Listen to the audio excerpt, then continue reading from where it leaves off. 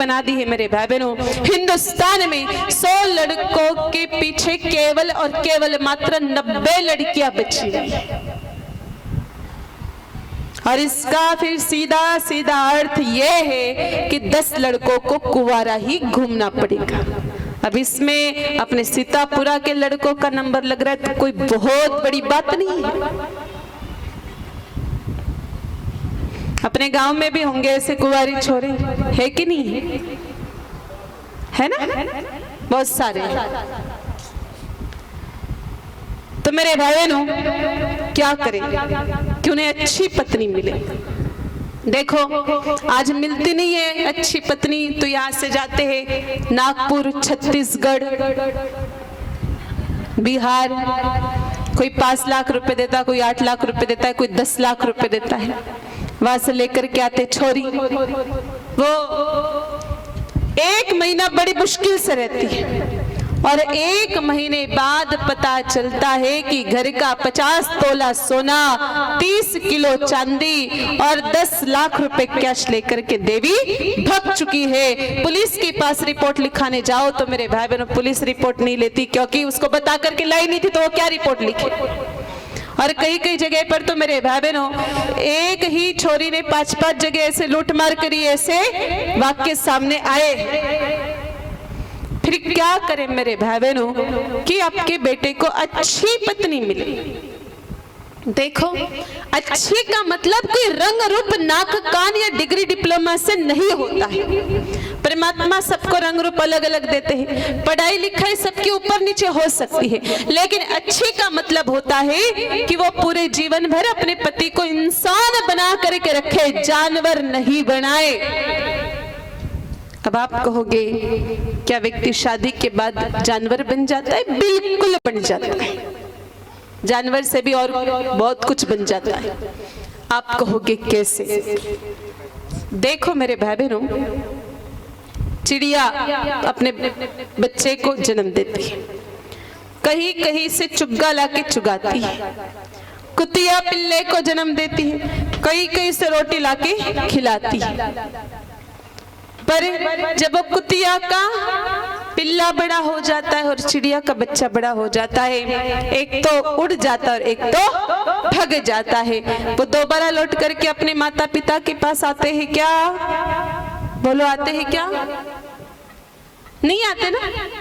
ठीक उसी प्रकार से आजकल जैसे बच्चों की शादी होती है, उसकी पत्नी आती है, 2-5 दिन 1 महीना सीतापुरा में रहती है, फिर यहाँ का टेम्परेचर, खेती का काम काज उससे सेट नहीं होता है।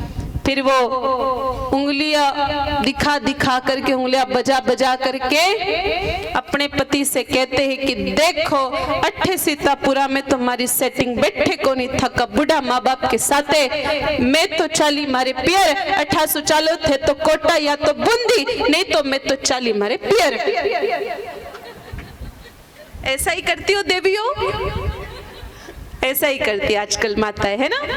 और कभी कभी तो मेरे भाई बहनों बच्चों की पढ़ाई के हिसाब से ही चली जाती है कि भाई बच्चों को पढ़ाई करवानी। यहाँ माताएं गर्दन हिला रही है, लेकिन सच बात बताओ, पढ़ाई कम और उनको वहां जाकर के कचौरियां ज्यादा खानी होती है ना, इस बहाने से भग जाती है।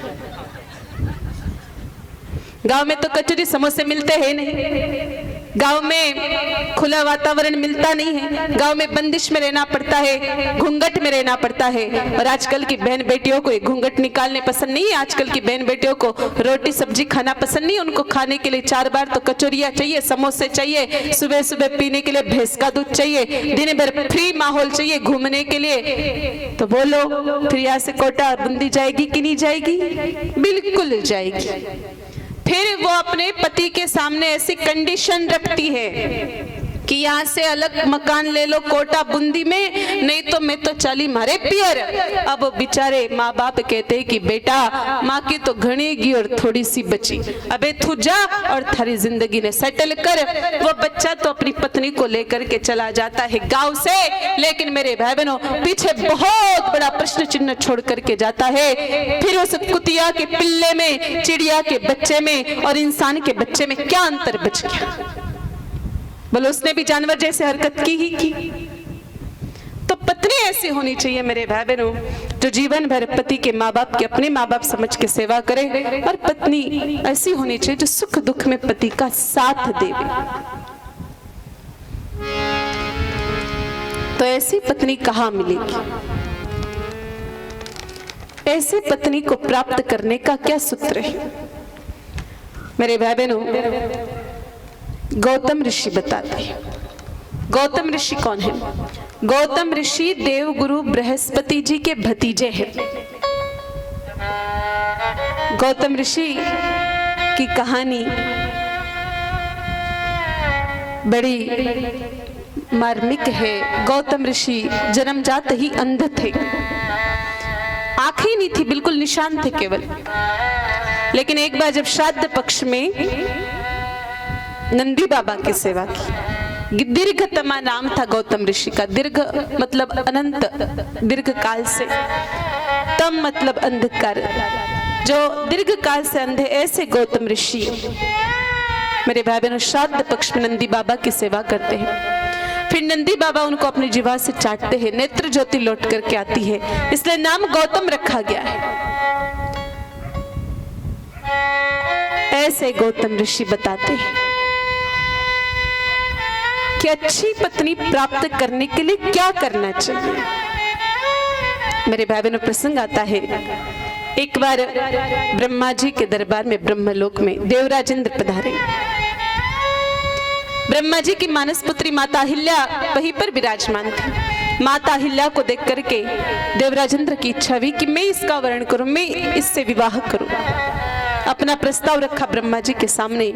ब्रह्मा जी ने देखा कि बेटी भी बड़ी हो चुकी है, विवाह तो करवाना पड़ेगा, लेकिन बेटी की अनुमति लेना भी आवश्यक है। इसलिए बिटिया से प्रश्न किया, कहा बेटा आपके विवाह की चर्चा चल रही है, लेकिन आपको पति कैसा चाहिए? दो बातें हैं, या तो धनवान या तो ज्ञानवान। कहा पिताजी धन तो मैंने आपके यहाँ पर कुछ कम नहीं देखा है, मुझे ज्ञानवान पति चाहिए। अब ज्ञानवान की परख कैसे करें? तो ब्रह्मा जी ने एक प्रतियोगिता रखी, जो सबसे पहले ब्रह्मांड की परिक्रमा करके आएगा उसी के साथ विवाह होगा मेरी पुत्री अहिल्या का। देवराज इंद्र ऐरावत पर सवार होकर निकल गए। सब देवता निकल गए जिन जिन की चाह थी सुंदर तपस्विनी अहिल्या से विवाह करने की। लेकिन गौतम ऋषि भी जब उस प्रतियोगिता में शामिल हुए तो किसी वाहन पर बैठ करके नहीं गए, एक गौशाला में रुक गए। एक गाय माता ब्याह रही थी, जिस गाय माता का आधा बछड़ा पेट के अंदर था, आधा बछड़ा बाहर था। ऐसी आसन प्रसव प्रसवरत उभयमुखी प्रसव मुखी गाय माता की गौतम ऋषि ने जाकर के 9 परिक्रमा कर ली और ब्रह्मा जी के पास पहुंच गए। ब्रह्मा जी ने पूछा, आप पधार गए? कहा जी। कहा आप ब्रह्मांड की परिक्रमा करके पधारे हैं इतनी जल्दी, इतनी शीघ्रता से? कहा प्रभु मैंने ब्याहती हुई आसन प्रसवरत उभयमुखी गाय माता की परिक्रमा की है, और आसन प्रसवा गाय माता सप्तद्वीपी पृथ्वी के बराबर मानी गई है, पूरे ब्रह्मांड के बराबर मानी गई है। ब्रह्मा जी तो स्वयं मेरे भाई बहनों वेदों के ज्ञाता है, वेदों का मर्म जानते हैं, वेदों के जनक है ब्रह्मा जी। मेरे भाई बहनों ब्रह्मा जी ने जैसे ये सुना, अपनी पुत्री का विवाह, माता अहिल्या का विवाह गौतम ऋषि के साथ करवाया। बड़े प्रसन्न हुए ब्रह्मा जी, माता अहिल्या बड़ी प्रसन्न हुए इसे ज्ञानवान पति को प्राप्त करके। तब मेरे भाई बहनों ब्रह्मा जी ने पूछा अपने जमाई से, जामाता से कि बोलो गौतम ऋषि आपको क्या चाहिए? कहा मुझे आगे खुद के लिए तो कुछ नहीं चाहिए, लेकिन आने वाले समय में जिस लड़के का विवाह नहीं हो रहा है, अगर वो ये प्रसंग श्रवण कर ले और ब्याती भी गाय माता की नौ परिक्रमा कर ले तो उसे भी सुंदर सुलक्षणा सुभद्रा उत्तम कुल में जन्मे हुई पतिव्रत धर्म का पालन करने वाली पत्नी प्राप्त हो, ऐसा आप वरदान दीजिए। तो ब्रह्मा जी ने वरदान दिया कि आने वाले समय में अगर कोई लड़का, कुंवारा लड़का ब्याती भी गाय माता की नौ परिक्रमा कर लेगा तो उसे सुंदर सुलक्षणा सुभद्रा उत्तम कुल में जन्मी हुई पत्नी प्राप्त होगी। तो मेरे भाई बहनों, यही सूत्र आज मैं आपके सामने रख रही हूं। तो देख लो, सीतापुरा में जिन जिन भाइयों का ब्याह नहीं हो रहा है उन्हें भी अपने गोरा जी गौशाला में एडमिशन दिला दो। अब आप कहोगे एडमिशन की क्या जरूरत है? अरे भाई, जब अच्छी पढ़ाई के लिए हॉस्टल में एडमिशन दिला सकते हो, अच्छी दवाई के लिए अस्पताल में एडमिशन दिला सकते हो, तो अच्छी लुगाई के लिए गौशाला में एडमिशन दिला दो, तो कौन सी बड़ी बात है। और आपका बेटा दौड़ते दौड़ते गाय माता की नौ परिक्रमा कर लेगा, चक्कर काट लेगा, तो जिंदगी भर लुगाई के चक्कर काटने की जरूरत नहीं पड़ेगी। इसलिए बेटों का ब्याह नहीं हो रहा है तो गौशाला भेजो। 15-15 दिन की बारी डिसाइड कर दो इनकी। गौशाला में भी अलग से ग्वाले नहीं रखने पड़ेंगे और सेवा के सेवा और मेवा के मेवा। कितने लड़के होंगे गांव में कुंवारे?